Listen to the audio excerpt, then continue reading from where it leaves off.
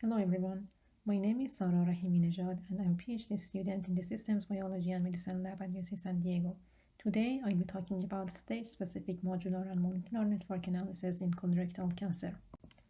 As you may know, colorectal cancer is an umbrella term for cancers affecting both colon and rectum, which account for 71% and 29% of colorectal diagnoses respectively.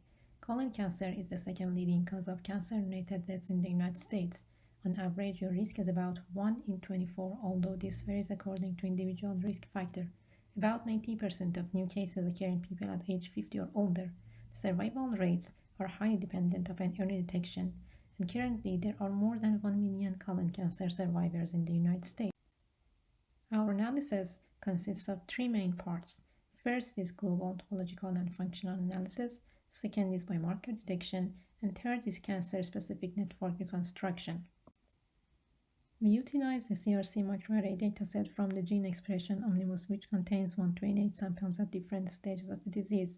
We then use NEMA with p-value cut of 0.05 to find differentially expressed genes across neighboring stages. Their union across 4 comparisons is calculated as a master list of genes.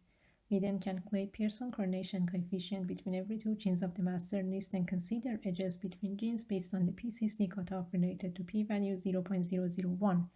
In the below table, you can see the number of patients at each stage, number of nodes, edges, communities, and also modularity score.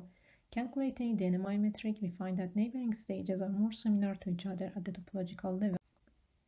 We then use Jacquard index for direct topological comparison of communities. The higher the value of Jacquard index, the more similar are the communities being compared. Here you can see a heat map showing Jacquard index for all pairwise comparisons. We then perform cake pathway enrichment analysis. Comparing the most similar communities reveal that neighboring stages are more similar to each other than non-neighboring stages at both topological and functional levels. Analyzing each community individually can leave out some important functions due to the distribution of functionally related genes between them, so we carry out the functional analysis at the whole network level. Here you can see 2 types of networks, stage-specific and stage-unique. Stage-unique networks are constructed by retaining edges unique to each specific stage.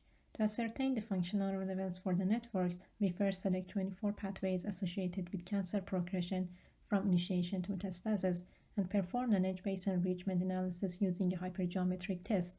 There is also a function in R called p-hyper that you can use to calculate edge-based p-values. Based on the results, we observe that most of the cancer-related pathways are enriched across all stage-specific networks. However, the enrichment of those pathways is distinct across stage-unique networks. Then we find potential biomarkers using 2 approaches. The first is the STEM algorithm, which stands for Short Time Series Expression Minor. It works by selecting a set of potential profiles and then assigning genes to the profile that best captures their expression trend. In the top panel, you can see one example of each trend.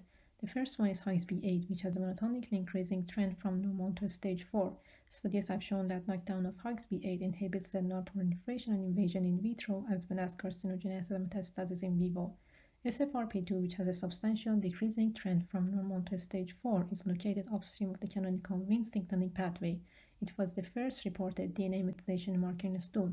The next approach is taking the intersection of 4 sets of DEGs between each stage and other stages with p-value less than or equal to 0.05.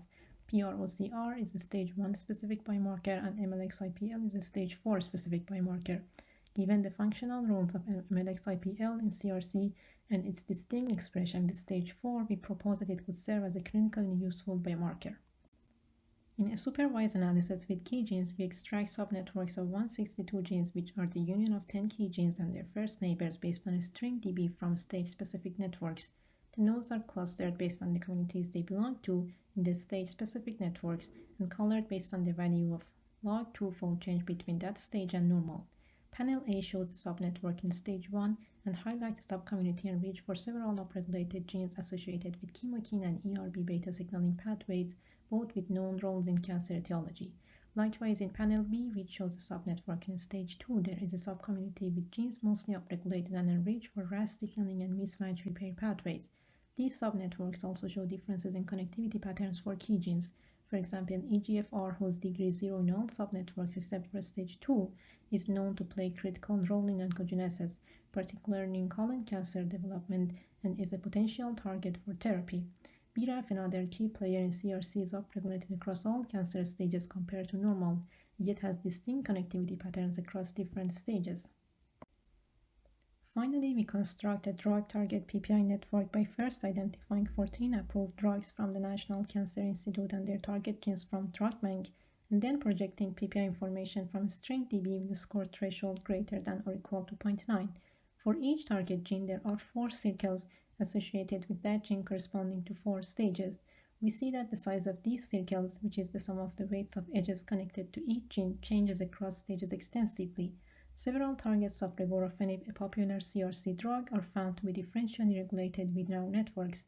Studies have shown that regorafenib targets kinases involved in tumor angiogenesis, proliferation, tumor microenvironment, and metastasis. Besides regorafenib, 2 other drugs, cetuximab and bevacizumab, also showed several targets enriched within our networks. Bevacizumab, which binds to and targets VEGF, also has demonstrated improved overall survival for patients with metastatic CRC. To conclude our study, molecular and modular networks for various stages of CRC provides a pseudotemporal view of the mechanistic changes associated with the disease. We showed that neighboring stages are more similar to each other than non-neighboring stages at both topological and functional levels. Functional analysis at the whole network level reveals that most of the cancer-related pathways are enriched across all stages. We found potential biomarkers using STEM algorithm with different trends. Supervised analysis with key genes shows that BRAF appears in all subnetworks and is upregulated in stages 1 through 4. A drug-target-PPI network enables us to understand the functional mechanisms for drugs. Thank you, everyone.